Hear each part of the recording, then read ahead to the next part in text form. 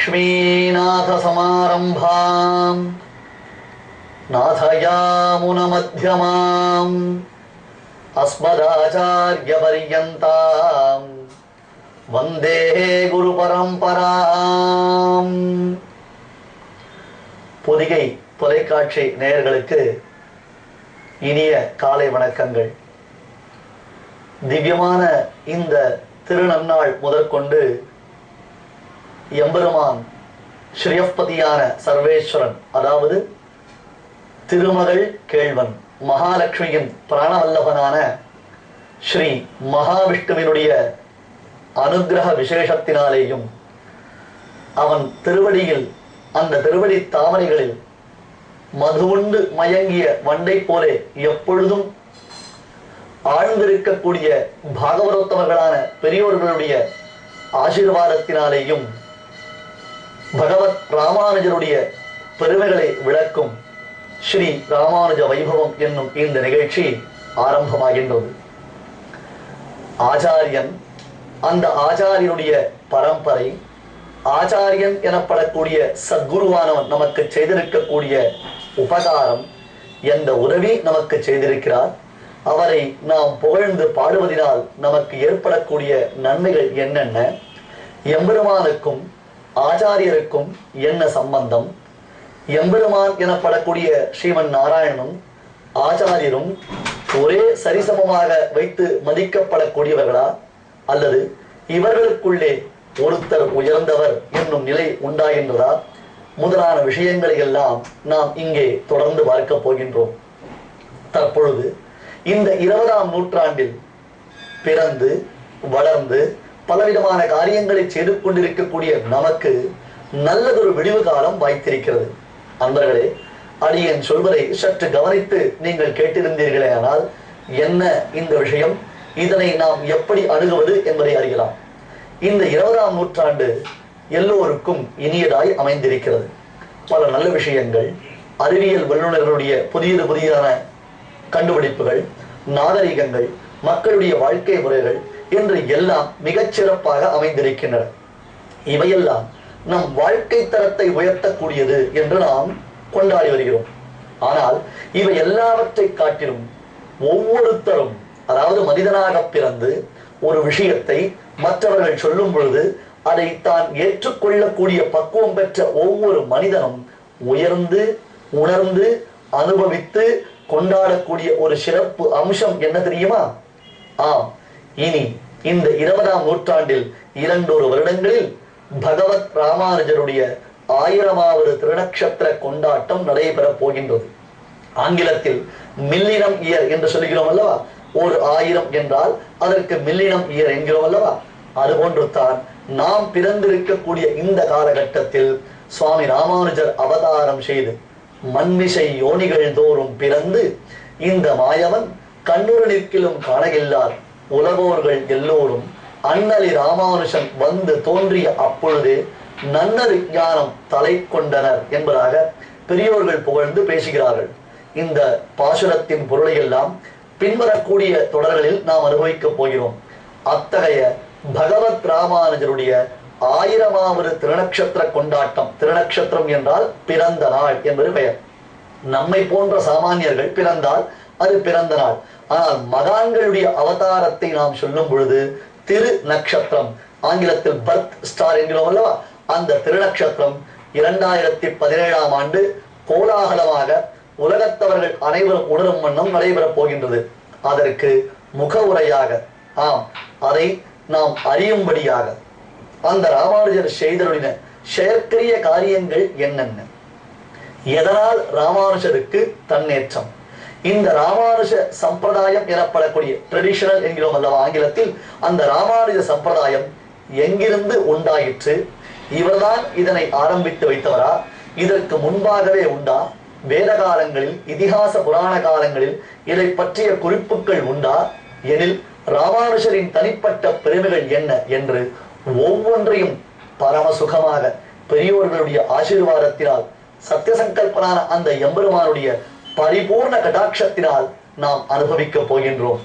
இப்பொழுது சொல்லுங்கள், இந்த காலை இந்த விடியல் நமக்கு சம்சாரம் எனப்படக்கூடிய, அதாவது நாம் பலவிதமான பிறவிகளை பிறந்து துயரத்தில் ஆழ்ந்திருக்கக்கூடிய இந்த பிறவியில் நமக்கு இனிக்க கூடியதாகவும் நம்மை மேம்படுத்தக்கூடியதாகவும் நாம் இந்த ஆத்மாவை, அதாவது தேகத்தை எடுத்திருக்கிறோமே, தேக சம்பந்தம் பெற்றிருக்கிறோம் அல்லவா, இந்த ஆத்மாவை நற்கதி அடைந்து அந்த ஆத்மா பரமவரத்தை அடைவதற்கு வழிகாட்டிய வள்ளலாக எல்லோருக்கும் நட்பேற்றை அளிக்கக்கூடிய மகாத்மாவான சுவாமி ராமானுஜருடைய புகழ் பாடக்கூடிய இந்த காலையை விட நமக்கு எந்த காலை சிறப்பாக இருக்க முடியும்? முதலில் ஆச்சாரிய பரம்பரை என்றால் என்ன? குரு வம்சம். காளிதாச மகாகவி ராமருடைய சரித்திரத்தை இயற்றினார். சம்ஸ்கிருதத்தில் காளிதாச மகாகவியினால் இயற்றப்பட்ட அந்த காவியத்திற்கு ரகுவம்சம் என்பது பெயர்.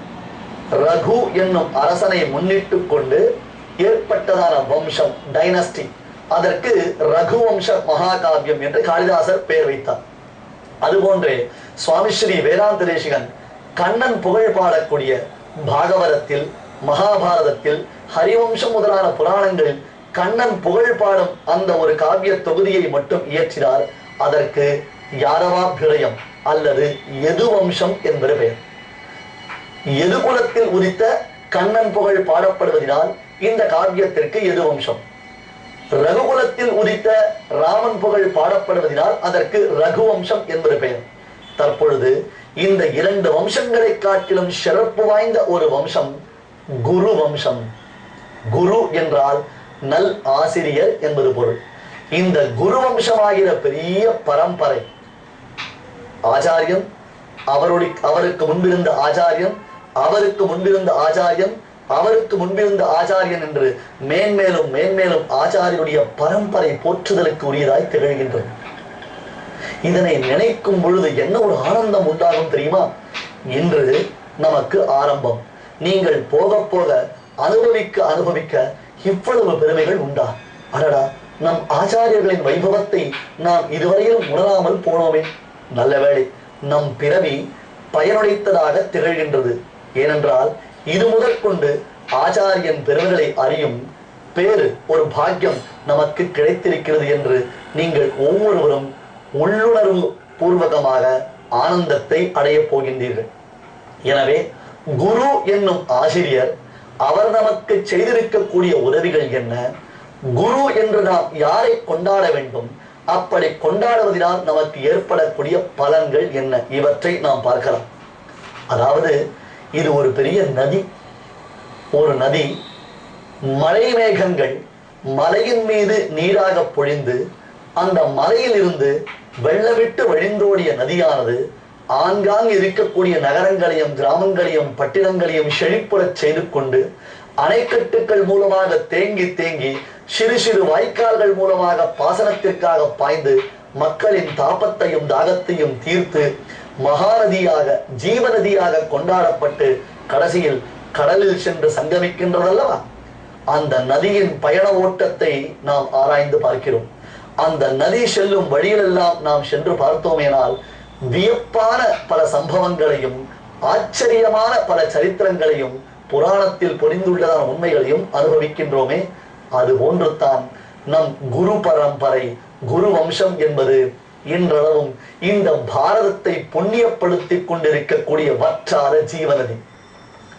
புண்ணியமான தர்மத்திற்கு தண்ணீரற்று விளங்கக்கூடிய பாரத தேசத்தில் எத்தனையோ விதமான சம்பிரதாயங்கள் உண்டு.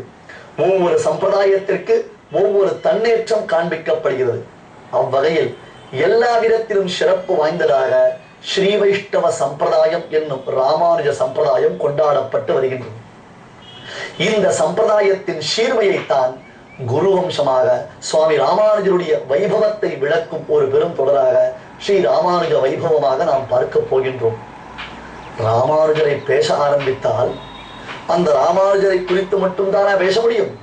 அவருக்கு முன்பாக எத்தனை ஆச்சாரிய சாரோபமர்கள், அவருக்கு பின்பாக நாளது வரையில் இனி வரக்கூடிய காலங்களில் எத்தனை மகான்கள் அவர் காட்டிய வழியில் அவதாரம் செய்து புண்ணியமான இந்த பாரத பூமியை மேலும் புனிதமாக்கிக் கொண்டிருக்கிறார்கள்.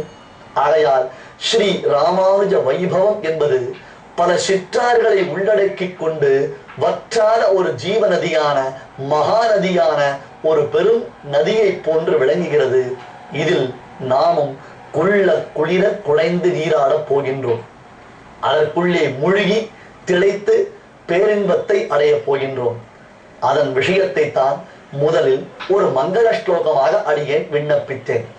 லக்ஷ்மீநாத சமாரம்பாம் நாதயாமுன மத்யமாம் அஸ்மராச்சாரிய பரியந்தாம் வந்தே குரு பரம்பராம். இந்த பரம்பரை யாரால் தோற்றுவிக்கப்பட்டது? எங்கிருந்து உண்டாகின்றது?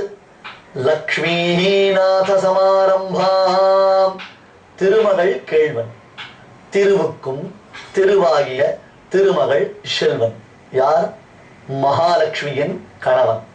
லக்ஷ்மிநாதன் என்று பெயர் பெற்றவன் ஸ்ரீயப்பதி என்று புராணங்களிலும் வேதத்திலும் கொண்டாடப்படக்கூடிய பரம்பொருள் ஸ்ரீமன் நாராயணன். அந்த ஸ்ரீமன் நாராயணன் தான் ஸ்ரீ வைஷ்ணவன் என்னும் உயர்ந்த சம்பிரதாயத்தை ஆரம்பித்து வைத்தார். லக்ஷ்மிநாத சமாரம்பாம். அடுத்தது நாதயாமுன மத்யமாம். நாதமுனிகள் யாமுனாச்சாரியர் என்னும் யமுனை துறைவர் ஆள வந்தார்.